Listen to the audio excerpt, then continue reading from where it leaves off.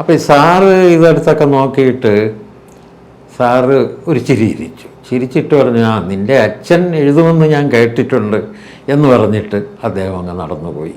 ഞാൻ വിരലിലെണ്ണാവുന്ന സിനിമകളെ കണ്ടിട്ടുള്ളൂ. അത് ഏതൊക്കെയെന്ന് ചോദിച്ചാൽ ഭക്തകുചേല, ശബരിമല ശ്രീ അയ്യപ്പൻ, സത്യഭാമ, ഇങ്ങനെ ചില ചിത്രങ്ങൾ മാത്രം. ധാരാളം സിനിമകൾ കണ്ടു, മലയാളം ആദ്യം കണ്ടു. പക്ഷേ എനിക്കത് പോരാ, അതൊന്നും അത്ര ഇഷ്ടപ്പെടുന്നില്ല. അങ്ങനെ ഹിന്ദി കണ്ടു, തമിഴ് കണ്ടു. പതുക്കെ ഗൗരവമുള്ള സിനിമയെക്കുറിച്ച് വായിച്ചൊക്കെ അറിഞ്ഞു. ഞാൻ സിനിമയൊന്നും അധികം കാണാറില്ല. അത് അച്ഛൻ ഒരു സിനിമാ വിരോധിയായിരുന്നു. പിന്നെ വളരെ യാഥാസ്ഥിതിക കുടുംബമാണ്. സിനിമാ തിയേറ്ററിലൊന്നും പോകാറില്ല. ചലച്ചിത്ര വിചാരത്തിലേക്ക് സ്വാഗതം.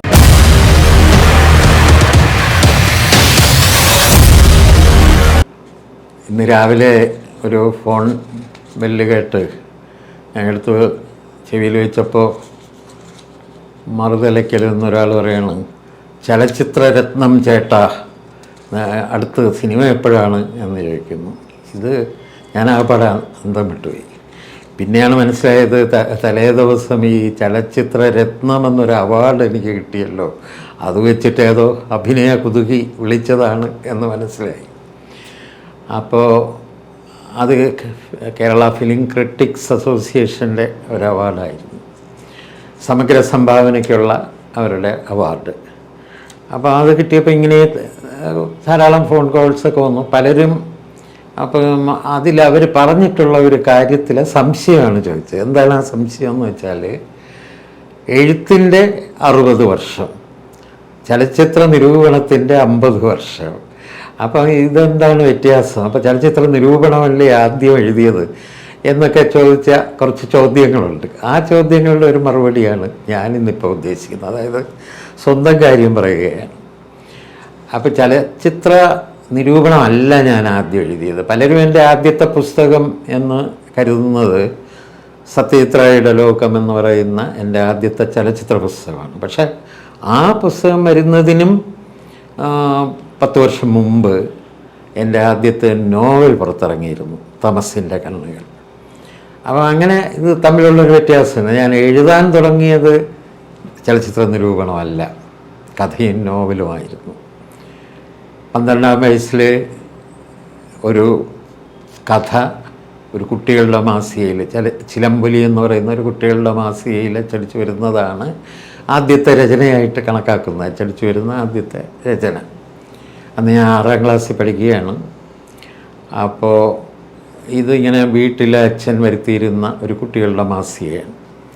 ഈ കുട്ടികളുടെ മാസികയിൽ പലരും എഴുതിയിരിക്കുന്നുണ്ട്. അതിൻ്റെ പാലപങ്ക്തിയിൽ ഞാനും ഒരു കഥ അയച്ചു കൊടുത്തു. കഥ എന്ന് പറയുമ്പോൾ അതൊരു മൗലിക കഥയെന്ന് പറഞ്ഞുകൊണ്ട് ഐതിഹ്യമാല വായിച്ചപ്പം വന്ന ഒരു കൊച്ചു സംഭവം. അപ്പോൾ അത് അച്ചടിച്ച് വന്നപ്പോൾ എന്തായാലും ഭയങ്കര സന്തോഷമായി. അന്നിങ്ങനെ പേരും പി വിജയകൃഷ്ണൻ എന്നാണ് അന്ന് പേരിട്ടിരുന്നത്. അപ്പം ഞാൻ ഇതുകൊണ്ട് സ്കൂളിൽ പോയി. കാരണം നമ്മുടെ പേരിങ്ങനെ അച്ചടിച്ച് വന്നിരിക്കുന്നതല്ലേ, കൂട്ടുകാരെയൊക്കെ കാണിക്കാം എന്ന് കരുതി സ്കൂളിൽ പോയി. സ്കൂളിൽ ചെന്നപ്പോൾ കുട്ടികളെ കാണിച്ചപ്പം കുട്ടികൾ ഒക്കെ പരിഹസിക്കുകയാണ് ചെയ്തത്. അവർ പറഞ്ഞു, നിൻ്റെ അച്ഛനല്ലേടാ അത് എഴുതി തന്നത് എന്നവർ ചോദിച്ചു. അപ്പം ഞാൻ വളരെ വിഷമിച്ചിരിക്കുമ്പോൾ ഇവരുടെ ചിരിയുമൊക്കെ കേട്ട് അതുവഴി വന്ന ഒരു സാറ് എന്താണെന്ന് ചോദിച്ചു. അപ്പം ഞാൻ ഒരാശ്വാസത്തോടെ സാറിൻ്റെ കയ്യിൽ ഈ മാഗസിൻ കൊടുത്തിട്ട് പറഞ്ഞു, സാർ ഞാൻ എഴുതിയ കഥയാണ്, ഇവരൊക്കെ പറയുന്നു എൻ്റെ അച്ഛനാണ് എഴുതിയതെന്ന്. അപ്പോൾ ഈ സാറ് ഇതെടുത്തൊക്കെ നോക്കിയിട്ട് സാറ് ഒരു ചിരിച്ചു. ചിരിച്ചിട്ട് പറഞ്ഞു, നിൻ്റെ അച്ഛൻ എഴുതുമെന്ന് ഞാൻ കേട്ടിട്ടുണ്ട് എന്ന് പറഞ്ഞിട്ട് അദ്ദേഹം അങ്ങ് നടന്നുപോയി. ഇങ്ങനെയായിരുന്നു ആദ്യത്തെ കഥയുടെ കഥ. അതായത് അത് കഷ്ടപ്പെട്ടൊക്കെ എഴുതി അച്ചടിച്ചൊക്കെ വന്നപ്പോൾ ഒരു ക്രെഡിറ്റും എനിക്ക് കിട്ടിയില്ല. പിന്നെ കാലം കുറേ കഴിഞ്ഞു. അന്ന് ഞാൻ സിനിമയൊന്നും അധികം കാണാറില്ല. അത് അച്ഛൻ ഒരു സിനിമാ വിരോധിയായിരുന്നു. പിന്നെ വളരെ യാഥാസ്ഥിതിക കുടുംബമാണ്. സിനിമാ തിയേറ്ററിലൊന്നും പോകാറില്ല. അതായിരുന്നു സ്ഥിതി. പക്ഷേ ഈ സിനിമാ വിരോധിയായ അച്ഛൻ തന്നെയാണ് എന്നെ ആദ്യത്തെ സിനിമ കാണിക്കുന്നത്. അത് അച്ഛൻ്റെ കൂടെ കോഴിക്കോട്ട് അച്ഛൻ്റെ ജോലി സ്ഥലത്ത് പോയപ്പോഴായിരുന്നു. അപ്പോൾ കോഴിക്കോട്ട് ഒരു തിയേറ്ററിൽ ഒരു സിനിമ കാണാൻ കൊണ്ടുപോയി. അത് സീതാരാമ കല്യാണമായിരുന്നു. ഭക്തി ചിത്രമായതുകൊണ്ടാണ് അച്ഛൻ കൊണ്ടുപോയത്. പക്ഷേ ഒരാഴ്ചക്കകത്ത് തന്നെ ഞാനൊരു ബംഗാളി ചിത്രം കണ്ടു. അത് നാഷണൽ അവാർഡ് കിട്ടിയ ഒരു സിനിമ ആയതുകൊണ്ടാണ് പോയത്. അത് സ്വാമി വിവേകാനന്ദനെ കുറിച്ചുള്ളതായിരുന്നു. ഈ വിവരങ്ങളൊക്കെ പിന്നീടാണ് ഞാൻ അറിയുന്നത്. സ്വാമി വിവേകാനന്ദനെയും ഭഗിനി നിവേദിതയും ഒക്കെ പടത്തിൽ കണ്ടത് ഓർമ്മയുണ്ട്. അങ്ങനെ സിനിമാ വിരോധിയായ അച്ഛൻ തന്നെയാണ് എന്നെ സിനിമയിൽ തുടങ്ങിക്കുന്നത്. എങ്കിലും ഈ ഹൈസ്കൂൾ കഴിയുന്നത് വരെ ഞാൻ വിരലിലെണ്ണാവുന്ന സിനിമകളെ കണ്ടിട്ടുള്ളൂ. അത് ഏതൊക്കെയെന്ന് ചോദിച്ചാൽ ഭക്തകുചേല, ശബരിമല ശ്രീ അയ്യപ്പൻ, സത്യഭാമ, ഇങ്ങനെ ചില ചിത്രങ്ങൾ മാത്രം. അത് കഴിഞ്ഞ് ഈ പ്രീ ഡിഗ്രിക്ക് പഠിക്കാനായിട്ട് തിരുവനന്തപുരത്ത് എത്തുമ്പോഴാണ് അപ്പോൾ ഒരു സ്വാതന്ത്ര്യം കിട്ടി. ഈ സ്വാതന്ത്ര്യം ആഘോഷിക്കുന്ന ഉച്ചയ്ക്ക് ശേഷം മാറ്റിനിക്ക് പോയിട്ടാണ്. ധാരാളം സിനിമകൾ കണ്ടു, മലയാളം ആദ്യം കണ്ടു. പക്ഷേ അത് പോരാ, അതൊന്നും അത്ര ഇഷ്ടപ്പെടുന്നില്ല. അങ്ങനെ ഹിന്ദി കണ്ടു, തമിഴ് കണ്ടു. പതുക്കെ ഗൗരവമുള്ള സിനിമയെക്കുറിച്ച് വായിച്ചൊക്കെ അറിഞ്ഞു. പബ്ലിക് ലൈബ്രറിയിൽ പോയി സിനിമയെക്കുറിച്ചുള്ള പുസ്തകങ്ങൾ വായിക്കും.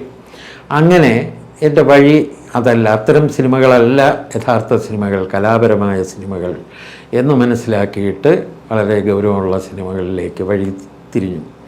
അങ്ങനെ സത്യജിത്രയുടെ സിനിമ കാണാൻ അവസരം കിട്ടി. തിരുവനന്തപുരത്ത് അക്കാലത്ത് തന്നെ ചിത്രലേഖ പോലെയുള്ള ഫിലിം സൊസൈറ്റികളൊക്കെ ഉണ്ടായിരുന്നു. അതുകൊണ്ട് അത്തരം സിനിമകൾ കാണാൻ പറ്റി. അങ്ങനെ 1974 FFC, അതായത് ഫിലിം ഫൈനാൻസ് കോർപ്പറേഷൻ, പിൽക്കാലത്ത് ഇത് NFDC ആയി മാറി, നാഷണൽ ഫിലിം ഡെവലപ്മെൻറ്റ് കോർപ്പറേഷൻ. ആ FFCയുടെ ധനസഹായത്തിൽ നിർമ്മിക്കപ്പെട്ട കുറേ ചിത്രങ്ങൾ തിരുവനന്തപുരത്ത് ഒരു ഫെസ്റ്റിവലായിട്ട് പ്രദർശിപ്പിച്ചു. അതിൽ മണി കൗൾ, കുമാർ സാഹ്നി, അവതാർ കൗൾ തുടങ്ങിയ സംവിധായകരുടെ ചിത്രങ്ങളായിരുന്നു.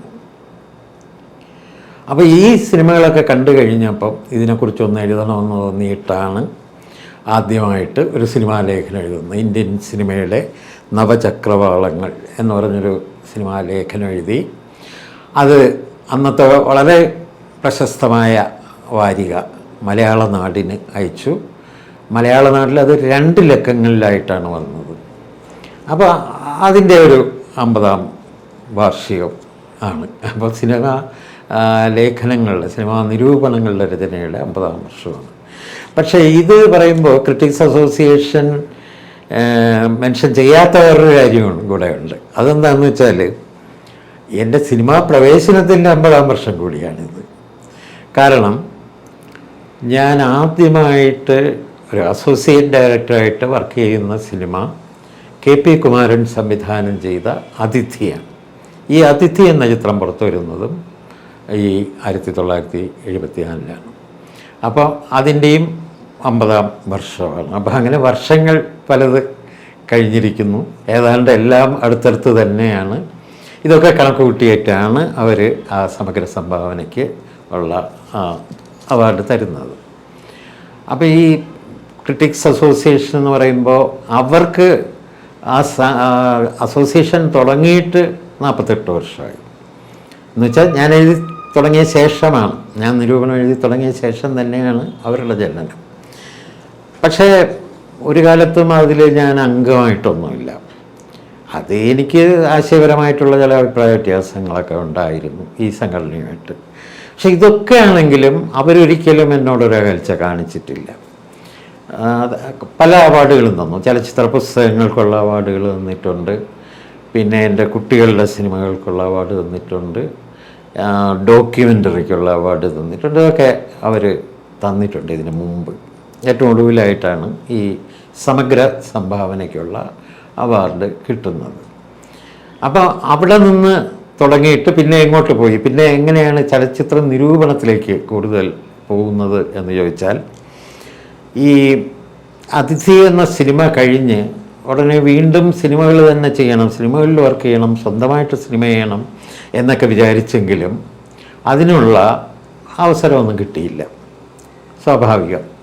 അങ്ങനെ സിനിമ ഇല്ലാതിരുന്ന സമയത്ത് സിനിമയുമായിട്ടുള്ള ബന്ധം ഉപേക്ഷിക്കാൻ പാടില്ല എന്നാഗ്രഹിച്ചതുകൊണ്ട് എന്ത് ചെയ്യാൻ പറ്റുമെന്ന് ആലോചിച്ചു. അപ്പോൾ എനിക്ക് ചെയ്യാൻ കഴിയുന്ന ഒരു കാര്യം സിനിമയെക്കുറിച്ച് എഴുതുക എന്നുള്ളതാണ്.